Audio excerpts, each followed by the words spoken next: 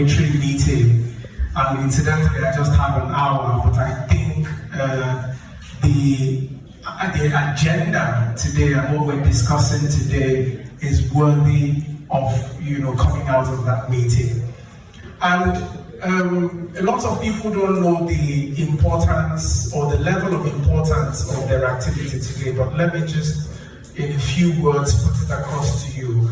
We did a small preliminary study ahead of our launch of the NIPRID Artificial Intelligence and Machine Learning Center, and we reviewed the different sectors in AI, EdTech, Agro-Tech, Playtech, FinTech, and their prominence and impact in Africa.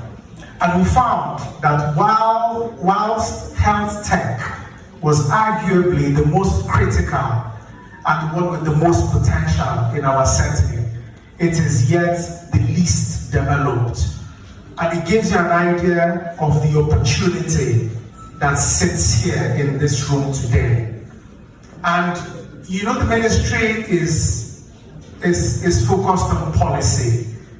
We in the agencies, the National Institute for Pharmaceutical Research and Development and other agencies in the ministry are focused on implementation. And I can give you examples of 2 other areas where the ministry has done policies which we picked up and begun implementation. And I will give you real figures and real timelines to show you that based on the achievements we've reached in those areas, the achievement we can reach with this initiative today is something you can extrapolate from that.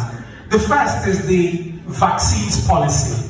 And I'm glad that one of the people that we worked with in moving the vaccines policy to a vaccines implementation roadmap is seated here in the room.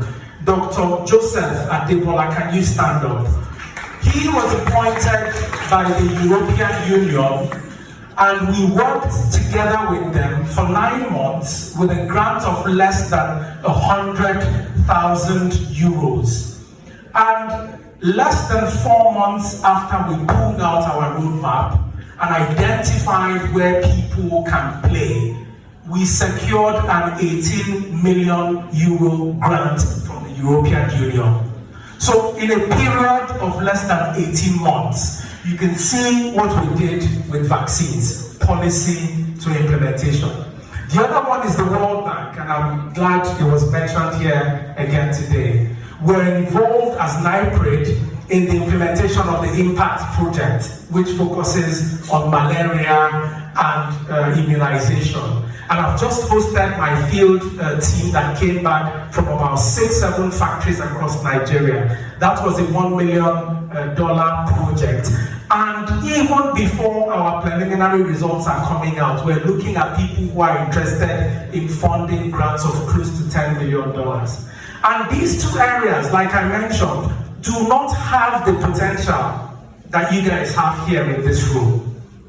We started our Artificial Intelligence and Machine Learning Center immediately after the MIT and Jamil collaboration happened. And those of you who play very well in artificial intelligence will remember, a few years ago, they brought out Halicin, a product that had been identified as a potential drug, but was dropped because they scanned it for diabetes. It wasn't a very good product. And what they did was put together several databases and developed an algorithm that used in silico techniques to look through everything that was sitting down there. And they identified that Halicin was one of the blockbuster antimicrobials in 3 decades. That is the kind of thing we want to be doing in NIPRID. And even though I have to dash back to my meeting with the AFDB, I'm leaving my technical advisor, Mr. Baloko. Anybody who is interested in working with NIPRID on our upcoming Artificial Intelligence and Machine Learning Center, please, we're a pro-collaboration agency. We will be very excited and enthused to hear from you. Thank you for your kind attention. you for watching. For regular updates in the health sector and female research and development, click on the subscribe button right now. Remember to like and share as well.